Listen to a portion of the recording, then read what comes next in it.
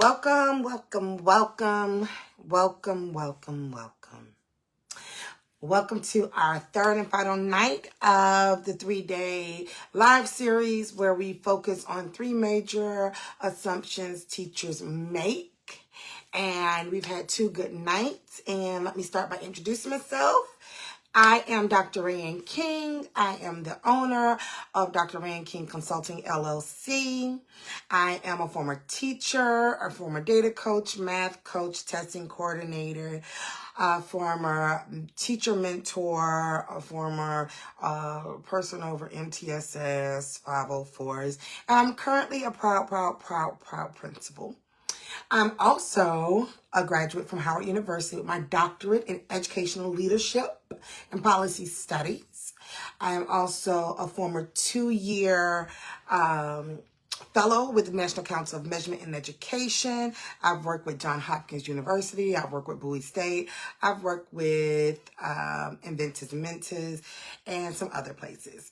So thank you for coming. And just to give you a background on what the company does, what is our focus? Our focus is providing teachers the tools to create spaces of grace, redemption, and second chances in classrooms and other places also. That's our goal. And how do we do that? By supporting schools and organizations with seeing biases, inherent biases that we don't always know. For those of you that are looking to move into educational leadership, today is the final night that you can take advantage of the 15% off code to book a strategy session with me. So you might be saying, well, what comes with that? Like, I hear you saying you're giving these strategy sessions for $100 and tonight's the last night I can get it for $85. What comes with it? So tomorrow I will actually be interviewing, but I sit on principal interview panels frequently. And there's a lot of things I see. Let me tell you a lot of things. And it's a very shallow pool. We have 2 openings and we still haven't found a principal. And it's not because we haven't interviewed. We've been interviewing, but the pool is shallow. And why is the pool shallow? Let me tell you, you come and you don't have the work complete, the activity is a no for me. Don't come in and telling me your kids did good. I want to know data. I want to know, oh, they started at this percent, they ended at this percent, and they tell me strategies. Don't come in and telling me. You talk to parents. That's your job. You're a teacher.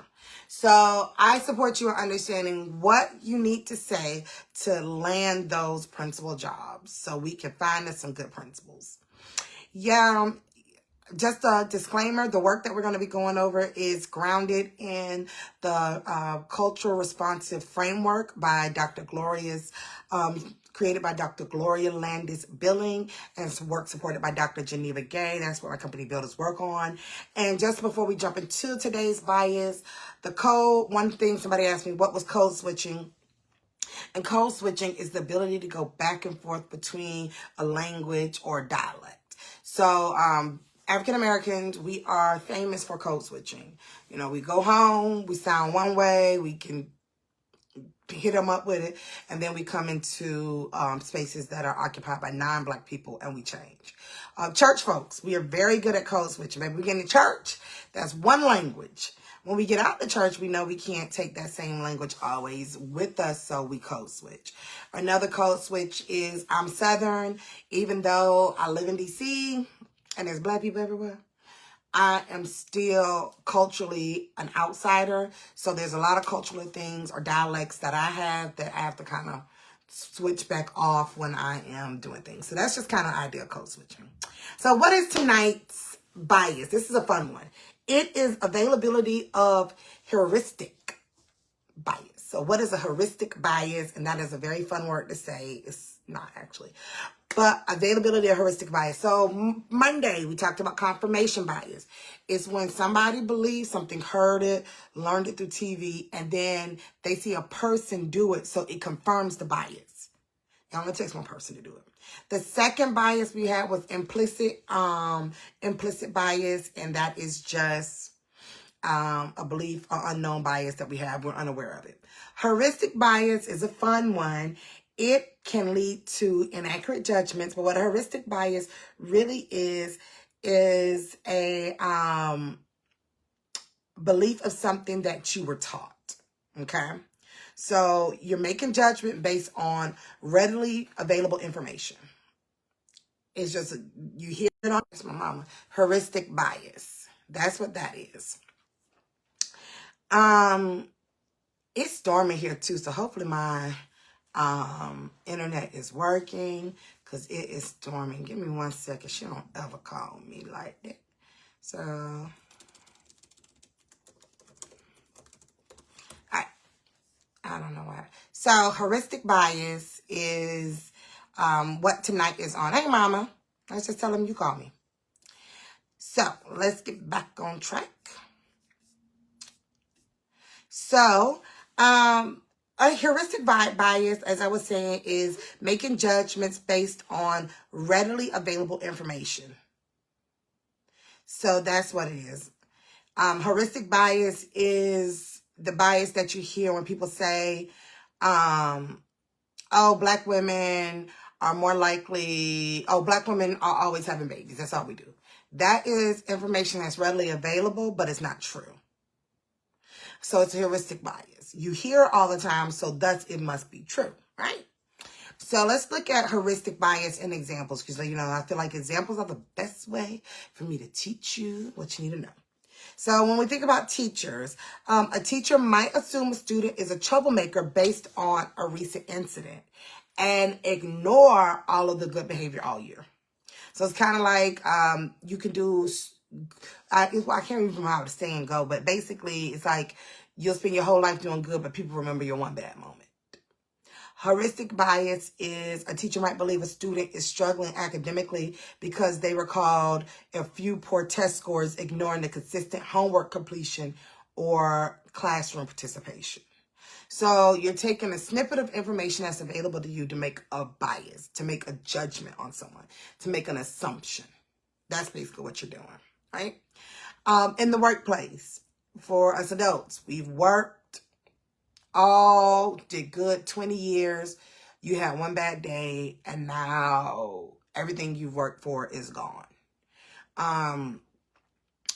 You can see it sometime in cancel culture. Sometimes. Just sometimes. It's not like the Diddy, that was a record.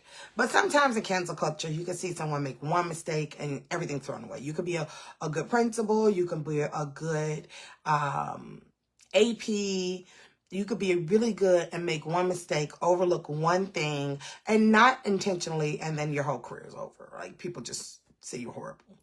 And so that is heuristic bias, and is a very dangerous bias because I'm a true believer that people remember you by your last interaction with them.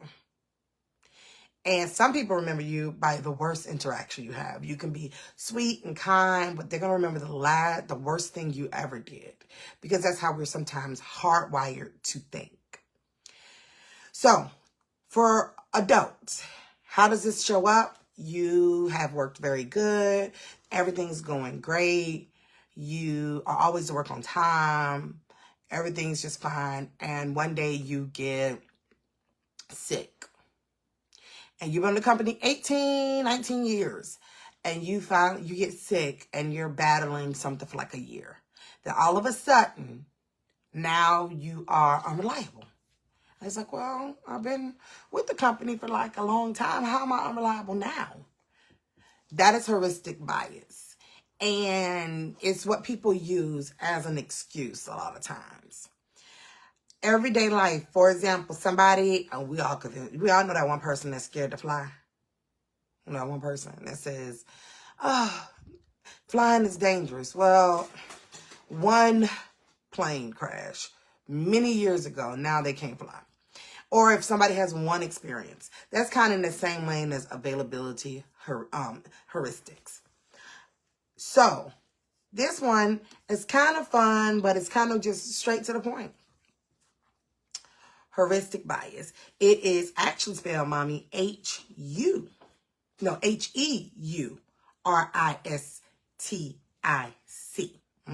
It's a fun one. Heuristic bias. So a lot of times in classrooms, what way you want to support your child when they are deemed with heuristic bias is pay attention and bring up and be intentional to bring up to teachers, yes, thanks, yes, heuristic. Oh, yeah, that's a fun one. Bring up to teachers and remind them of all the things your child has done well. You know, remind them of all the great things they did, because a lot of times even teachers get stuck with seeing the one or thinking of the one last thing. Because one thing I tell leaders, and I constantly tell them, what we do as educators, we frame our work around, and you, Penny is helping me host. You're going to see in a minute because it's storming outside. So she's a little worse for wear today. I apologize. But one thing educators do is they plan for the bad. They make strategic plans for the bad. They think of all the consequences, but they don't plan for the good. They don't plan for when things are good. And a lot of times, especially in this day and age, we're always looking for what's going to happen next for our kids. Well, what are they going to do? What's going to happen? Oh, I know they're going to come in here doing too much. I saw TikTok. I saw this. So we're inundated right now with definitely negative connotations, and definitely negative connotations for Black people, and for Black students when it comes to classrooms. All you see is those videos of them throwing chairs and smacking people and putting on hoodies and stomping each other out and stomping out adults. So we want to be so mindful of the language and what we do and what we see, because when you go into the schools and you're dealing with it, you're dealing with the last interaction a person had. And sometimes, unfortunately, those interactions aren't even in person. Your child ain't up there going crazy. They are only things they've seen on TikTok. And even with our children, we have to be just remind them constantly they're representing more than just themselves. So, what are some strategies to combat heuristic bias? First strategy is to gather more data. A lot of times we want to go on, like I said, the last data point you see. If you believe the news, Black women are just out here having babies. That's all we're doing. But research has shown that Black women actually have the hardest time conceiving. We have the highest rate of infertility. So those two things can't coexist. We can't be out here having tons of babies and have the highest infertility rates. So how do we combat that? Learn more, educate yourself, find more comprehensive data. Make sure you're reading data from credible sources, getting your information from credible sources. Another thing, consider the broader context of the student's behavior. The broader context. What is really going on? Look at past behaviors, because it is an indicator of future behaviors. And then take your time to figure it out. So before we wrap this up, quick story time. When I was a testing coordinator, I was at a very, very, very fun school. And the students were struggling with their math. They just was like, one, they didn't want to do it. Two, when they did it, it was horrible. Yes, you're right, Mama. Those are the ones being sent to the discipline office all the time. Barely have any stripes on them. But the students were not taking the assessment serious, right? And we were trying to think of all these different ways. How can we get them motivated? One thing I did was I went and got the most challenging class, and we decided to make I decided to make a video. I said, let me make a video of what to do for math. And I recorded and I asked this most challenging class to help me record the video. And so I was like, let's show them. And I wanted them to model appropriate behaviors. I didn't have them do the bad stuff. I wanted them to do the right things. And we recorded it and we put it together, and the principal did a thing, and we walked around and we pushed scores. It was like, what's your score going to be?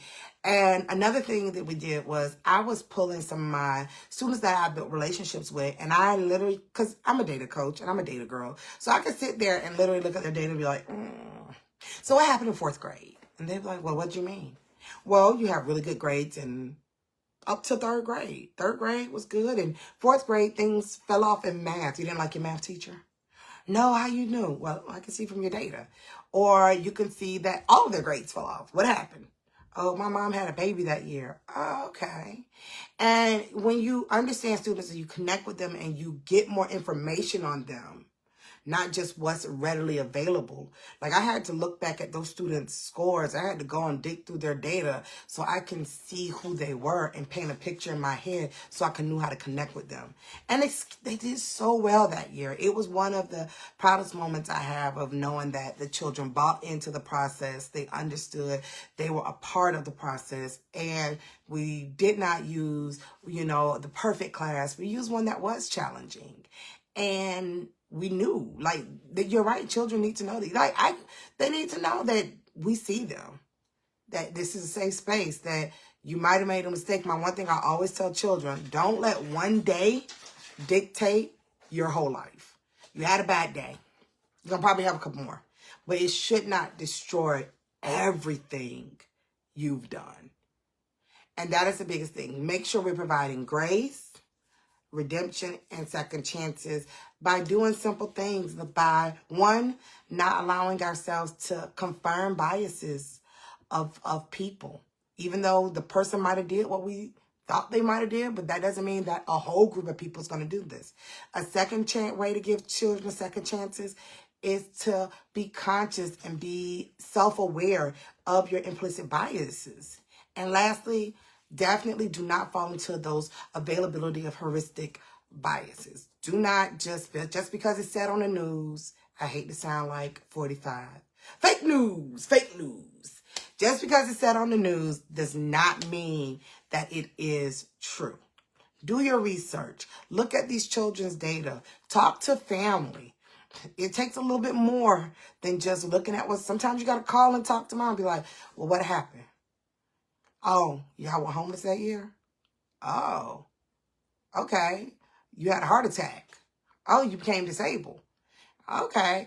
It's so many things these children are dealing with on a daily basis. And if you take a little time to get to know the backstory of who they are and what they're going through, and not just that one last test score, that one last situation, then you'll be able to build trust and build a village. You're right, Mom, include the village.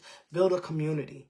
Because this is the only way we're going to move our children from those horrible TikTok videos of violence, disrespect, uneducated looking children, to showing the world what our children really provide. And what our children provide is phenomenal.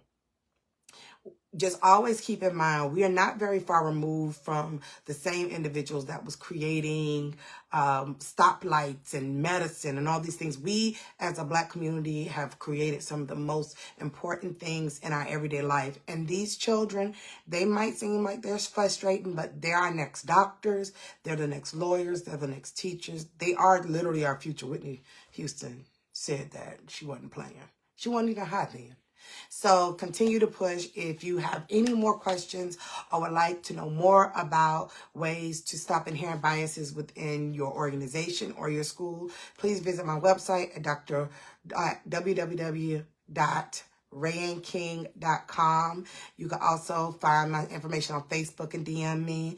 I am available for, as I said, trainings. I'm also available for speaking engagements. I am now opening up about my stage 4 cancer journey, which it has taken me 10 years to get comfortable enough to start talking about it. It was a very tough journey, and it's now, I'm now at the point where I'm able to open up and speak about it and, speak with confidence and say the things like, oh, yeah, I lost my fertility. Oh, these are things, I lost my ability to walk. And also, if you are interested in any leadership support, I am definitely available to support you.